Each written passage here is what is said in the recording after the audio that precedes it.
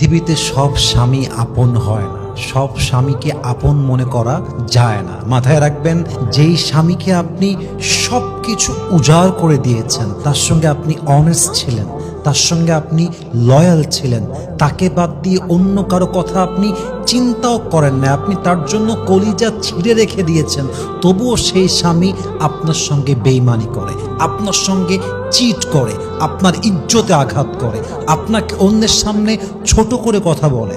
মাথায় রাখবেন, যেই স্বামীকে সব কিছু উজাড় করে দেওয়ার পরেও স্বামী থাকতে চায় না, স্বামী বেইমানি করে, সেই স্বামী কখনো বেস্ট হাজব্যান্ড হতেই পারে না। ঠিক কিনা বলেন?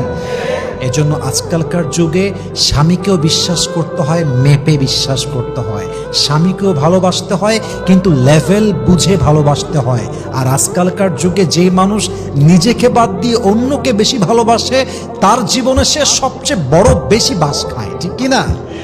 আল্লাহ সব মেয়েদেরকে বোঝার তৌফিক দান করুক। সবাই আমিন।